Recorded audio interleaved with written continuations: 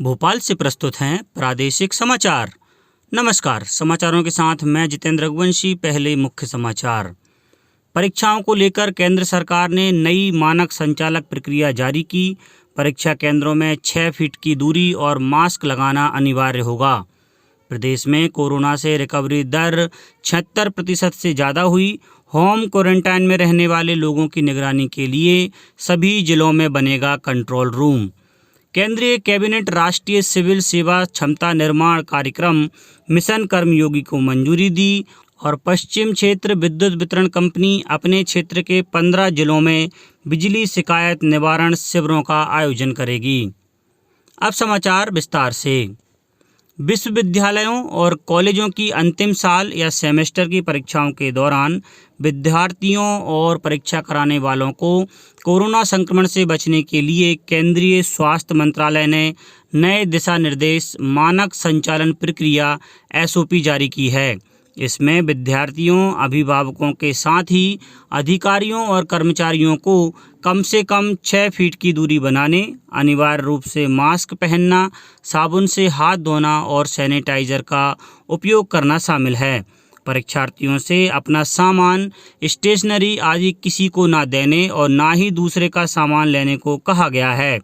SOP के अनुसार परीक्षा केंद्र पर फेस कवर, मास्क और अन्य लॉजिस्टिक जैसे हैंड सैनिटाइजर, साबुन, सोडियम हाइपोक्लोराइड घोल आदि की व्यवस्था परीक्षा कराने वाले अधिकारियों को करना होगा। मुख्यमंत्री शिवराज सिंह चौहान ने कहा है कि प्रदेश धीरे धीरे लॉकडाउन पूरी तरह से खोलने की दिशा में आगे बढ़ रहा है। ऐसे में अधिकारियों को नई चुनौती का सामना करने के लिए तैयार हो जाना चाहिए। मुख्यमंत्री ने कहा कि इलाज की अच्छी व्यवस्था के चलते प्रदेश में कोरोना से रिकवरी रेट 76.4% है। उन्होंने अधिकारियों को निर्देश दिया कि होम क्वारंटाइन में रहने वाले लोगों की निगरानी के लिए सभी जिलों में कमांड कंट्रोल रूम बनाए जाएं और एम्बुलेंस भी रखी जाए। श्री चौहान ने मंत्रालय में वीडियो कॉन्फ्रेंस के जरिए कल प्रदेश में कोरोना की स्थिति और व्यवस्थाओं की समीक्षा के दौरान निर्देश दिए कि कोरोना के इलाज के निर्धारित प्रोटोकॉल का 100% पालन सुनिश्चित किया जाए। बैठक में बताया गया कि कोरोना के एक्टिव प्रकरणों में तुलनात्मक रूप से मध्य प्रदेश देश में 17वें स्थान पर आ गया है। वर्तमान में प्रदेश में एक्टिव प्रकरणों की संख्या 14,337 है। केंद्रीय मंत्रिमंडल ने सिविल सेवा क्षमता निर्माण कार्यक्रम मिशन कर्मयोगी को मंजूरी दे दी है। यह कार्यक्रम सरकारी कर्मचारियों के लिए क्षमता निर्माण का आधार तैयार करेगा ताकि वे विश्व के अन्य देशों में प्रचलित उत्कृष्ट कार्य पद्धतियां सीखने के साथ भारतीय संस्कृति से भी जुड़े रहें। मिशन कर्मयोगी के तहत राष्ट्रीय सिविल सेवा क्षमता विकास कार्यक्रम यानी NPCSCB चलाया जाएगा। इसके अलावा कैबिनेट की बैठक में संसद में जम्मू कश्मीर के लिए राजभाषा विधेयक लाने की मंजूरी दी गई। इसमें उर्दू, कश्मीरी, डोगरी, हिंदी और अंग्रेजी को जम्मू कश्मीर की आधिकारिक भाषा बनाने का प्रावधान है। इंदौर में भी राष्ट्रीय पोषण माह शुरू हो गया है। पहले दिन कल सिमरौल स्थित लालबाई फूलबाई मोहल्ले की आंगनवाड़ी केंद्र पर महिलाओं को पोषाहार के बारे में जानकारी दी गई। इस दौरान बच्चों का वजन मापा गया तथा विभिन्न मापदंडों के आधार पर कुपोषण की जांच भी की गई। सिमरौल क्षेत्र की पर्यवेक्षक श्रीमती माया उपाध्याय ने गर्भवती और धात्री महिलाओं को समझाइश दी कि वे पोषण आहार पर विशेष ध्यान दें। प्रधानमंत्री नरेंद्र मोदी आज रात 9 बजे तीसरे अमेरिका भारत सामरिक साझेदारी फोरम USISPF शिखर सम्मेलन को संबोधित करेंगे। इस बार के शिखर सम्मेलन का मुख्य विषय भारत अमेरिका संबंधों में नई चुनौतियों को लेकर है और इसमें व्यापार, निवेश, ऊर्जा संबंधी नीतिगत संबंध, स्वास्थ्य संबंधी टेक्नोलॉजी तथा वित्तीय टेक्नोलॉजी के क्षेत्र में सहयोग और विश्व की सप्लाई चेन प्रणाली में भारत की स्थिति पर विशेष जोर दिया जा रहा है। सप्ताह भर के इस सम्मेलन को विदेश मंत्री S जयशंकर और वाणिज्य मंत्री पीयूष गोयल भी संबोधित कर चुके हैं। शिखर सम्मेलन में कॉरपोरेट जगत के प्रमुख वरिष्ठ सरकारी अधिकारी और नेता भाग ले रहे हैं। प्रदेश में कोरोना सक्रिय रोगियों की संख्या 14,337 है। कल 27 लोगों की कोविड से मृत्यु होने से मृतकों की संख्या बढ़कर 1453 हो गई है। वहीं 1400 से ज़्यादा नए मरीज मिले हैं। आज कोरोना से कुल पीड़ितों का आंकड़ा 70,000 पहुंच जाएगा। अच्छी बात है कि 1100 से ज़्यादा मरीजों के स्वस्थ होने से कोरोना को मात देकर स्वस्थ हुए मरीजों का आंकड़ा 51,100 से ज़्यादा हो गया है। ग्वालियर में एक दिन में कल 248 नए मरीज मिले, जो जिले में अब तक का सबसे ज़्यादा है। इंदौर में 259 नए मरीज मिलने से कोरोना संक्रमितों की संख्या 13,752 तक पहुंच गई है। भोपाल में 163, शहडोल में 41, शिवपुरी में 33, सागर में 25, नीमच में 17, गुना और अशोकनगर में 8, सिवनी में 5 नए कोरोना मरीज मिले हैं। मुरैना में एसडीएम व एक आरक्षक सहित 8, मंदसौर में 54, खंडवा में 9 नए मरीज मिले हैं।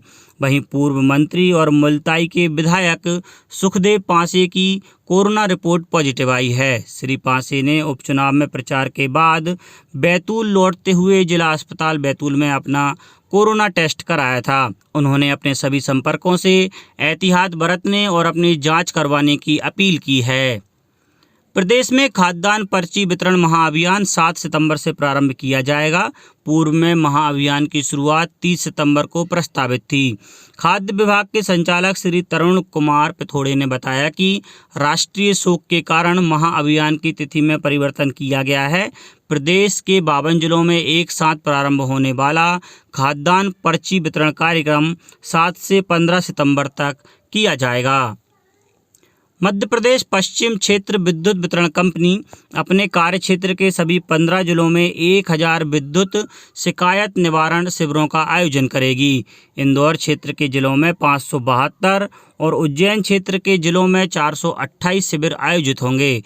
15 सितंबर तक लगने वाले इन शिविरों में उपभोक्ताओं की शिकायत सुनने के लिए 500 इंजीनियर और 1500 कर्मचारियों को नियुक्त किया गया है।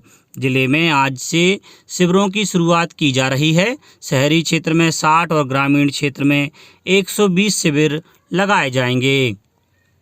अब बात मौसम की। मौसम विभाग ने आज प्रदेश के रीवा, सतना, सीधी, शहडोल, उमरिया और पन्ना जिलों में कहीं कहीं तेज बारिश की संभावना जताई है। वहीं जबलपुर, सागर, सतना, खजुराहो से लेकर भोपाल, इंदौर, उज्जैन, रतलाम में भी गरज चमक के साथ बारिश हो सकती है। अब कुछ समाचार संक्षेप में।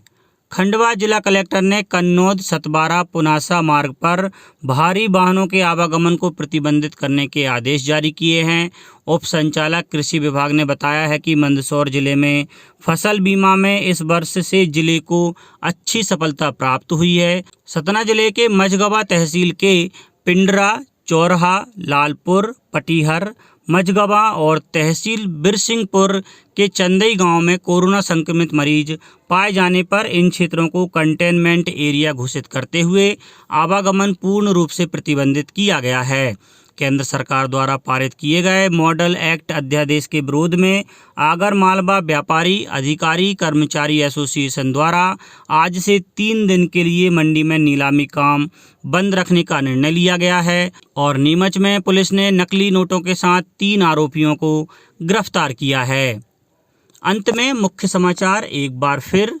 परीक्षाओं को लेकर केंद्र सरकार ने नई मानक संचालक प्रक्रिया जारी की। परीक्षा केंद्रों में 6 फीट की दूरी और मास्क लगाना अनिवार्य होगा। प्रदेश में कोरोना से रिकवरी दर 76% से ज़्यादा हुई। होम क्वारंटाइन में रहने वाले लोगों की निगरानी के लिए सभी जिलों में बनेगा कंट्रोल रूम।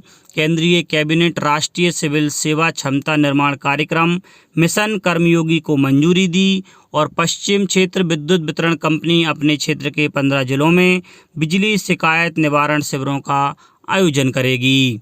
इस बुलेटिन में इतना ही। घर पर रहिए, सुरक्षित रहिए और सुनते रहिए प्रादेशिक समाचार। नमस्कार।